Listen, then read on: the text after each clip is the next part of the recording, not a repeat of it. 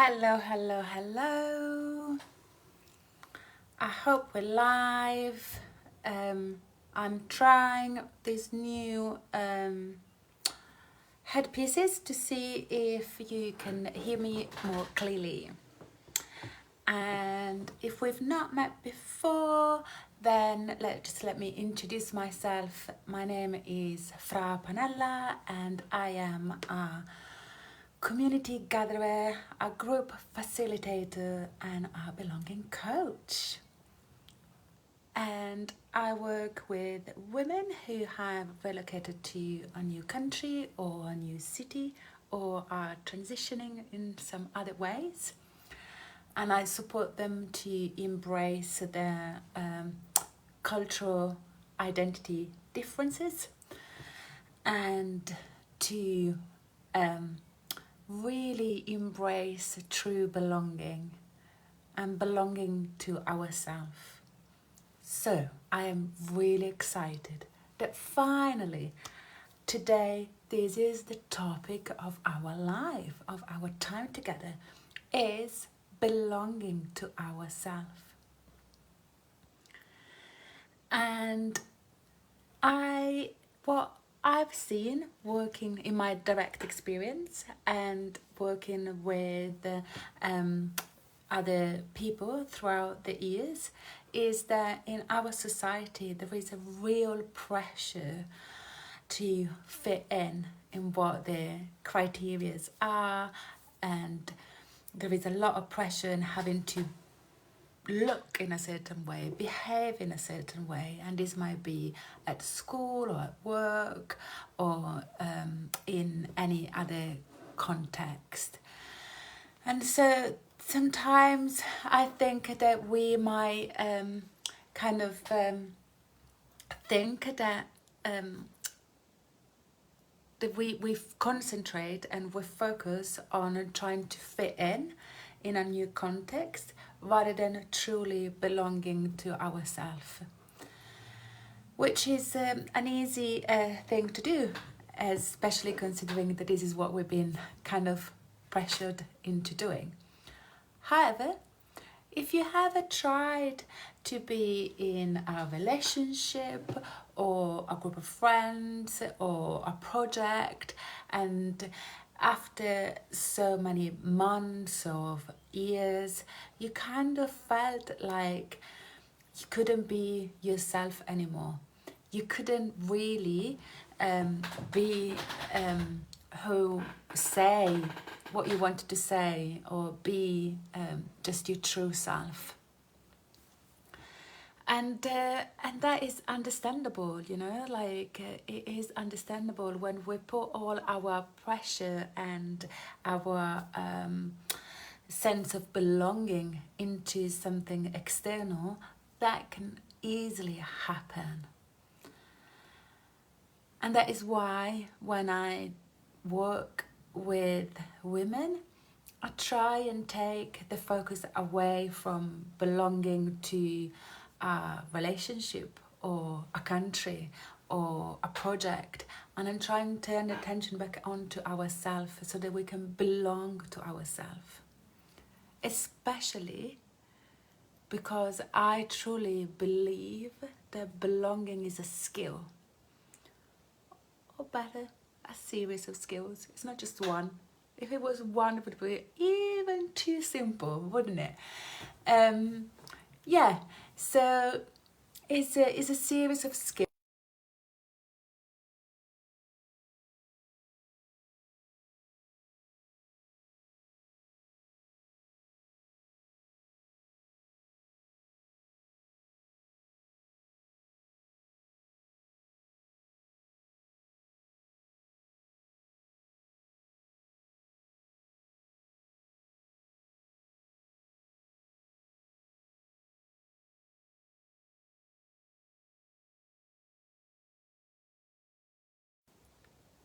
It's really hard. I hope you are hearing that. Something happened in my headphones. I hope that was it okay. I've really it's not really something that I can put into an easy 5 steps or 3 top tips on how to belong to ourselves is ultimately one of the deepest pieces of work that I do with my client on my one-to-one programs and sessions. And so what I decided to do instead is to share with you a story, a really personal story of something that has happened to me, and it's kind of calm, you know. It's like it wasn't something that I decided. I was 10 years old and I was in my mum's bedroom, and there was like this beautiful sunshine that was coming through the window and making beautiful geometrical patterns on the bed. And I remember the cat being there, and I remember, you know, like this real sense of easiness and spaciousness that come at the end of the scholastic year. At the end, you know, it's like it's yeah, when you are like the last week at school and you're about to go on your summer holiday.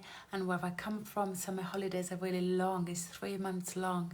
And so this real idea of like having a lot of time and space. And my mum was chatting and telling me all about plans for the weekend and talking and then I was there, and there was like, I was looking through her jewellery, and she had one of these beautiful, you know, like the mirror, and then there is a little drawer that you can pull out underneath. Yeah, one of those. So I pulled out the drawer really carefully, and then I started looking intentionally for something that was simple enough for my mum to say that was okay for me to keep. I didn't want anything too sophisticated. I just wanted something simple, appropriate for my age, and something that mum could not say no to. So I found this ring. I found this beautiful, simple ring with tiny geometrical patterns on. It's perfect for me. I've always liked geometric things. I found it. I turn around and I ask her, Mom, can I keep these? And she said, yeah. And she carried on talking about, you know, the plans for the weekend and what we'd be doing. And I remember pulling my hair back, looking into the mirror, taking a really deep breath in, and putting this ring onto my finger and say, from now on, you are married to yourself. And from now on, you will never be alone again. And I smiled. And then I went on the balcony, and my mum kept chatting in the background. And there was like this real sense of something that happened for me. I had paused, I had connected with the sunshine and the sense of easiness that comes from the holidays. And then like this ritual, it just emerged from somewhere. And I have no idea where or how, but this real sense that I can make a commitment to myself, and that I will, you know, I will have challenges in life. I did not know that at 10, did I? But this real sense of being able to commit to yourself, and that once that you've taken that step, then everything else will come a lot simpler. And since then, sorry, I'm just trying to get it out. I've always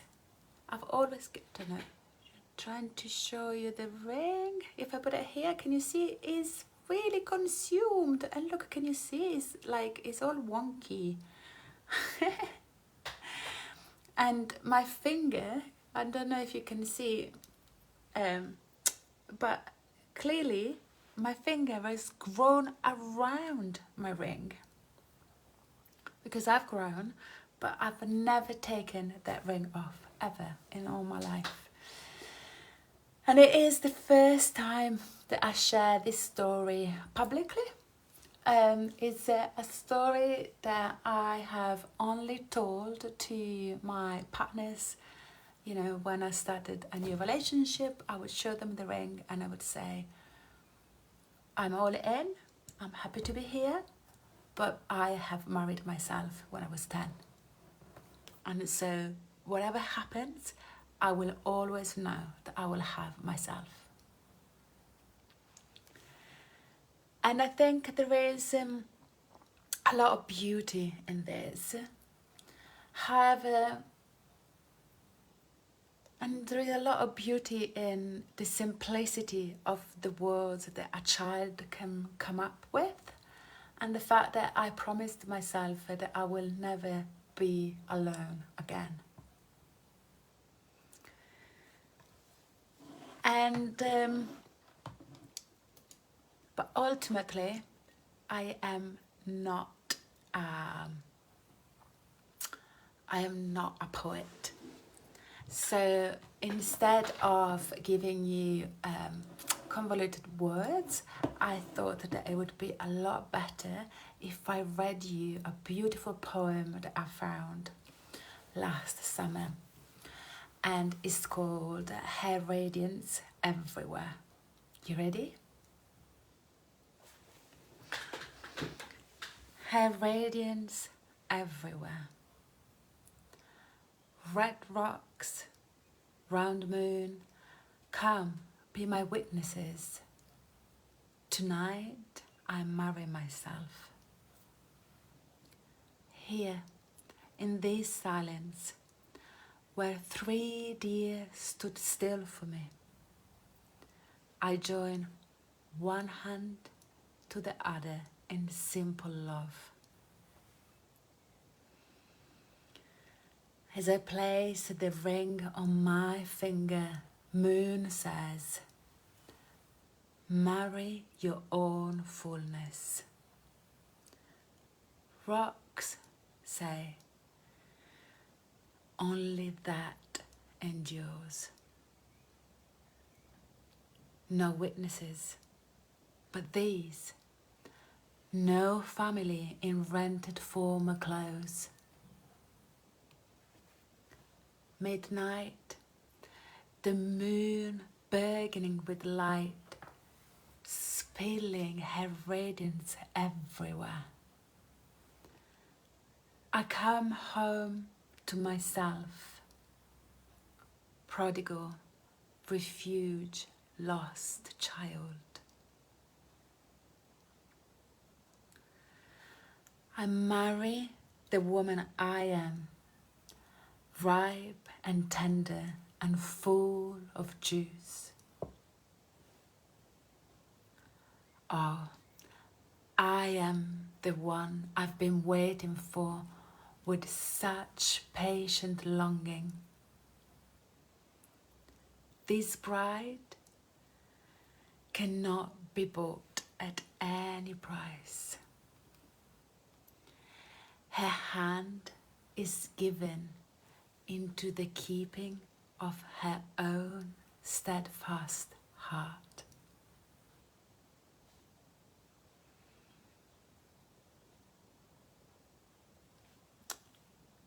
That was Her Radiance by Morgan Farley.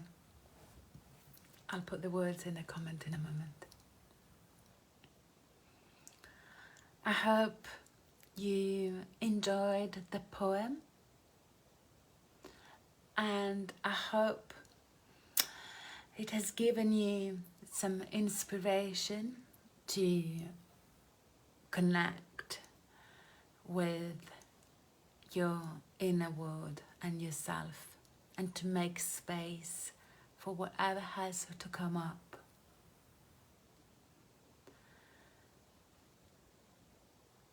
I will come back in this space to talk about the commitment to ourselves, the devotion to ourselves, and the steps that we can take to make all of these feel stronger and easier to own. But for now, I just wanted to share with you this beautiful poem. I hope you have enjoyed today's live, and yeah, I would love to I would love to hear if anything resonated with you, and if you would like to explore this theme of belonging to ourselves in all the different forms that it might comes, then I'll be really happy to have a conversation with you, and is you know, just an informal chat to see whether I can support you figuring out the next step. There is no commitment. And if you, so if you would like to have a chat with me, just reach out, send me a message, and we can arrange a time for an informal chat. In the meantime, I hope you have a wonderful week, and I will see you again next week. Thank you. Bye bye.